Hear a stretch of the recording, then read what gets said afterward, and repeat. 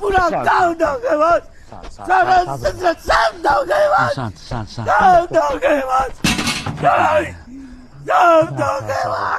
शांत मेरे भाई ये पता नहीं एकदम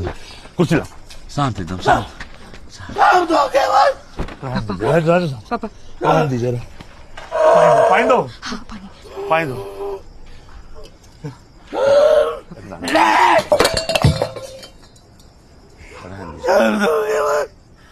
लोग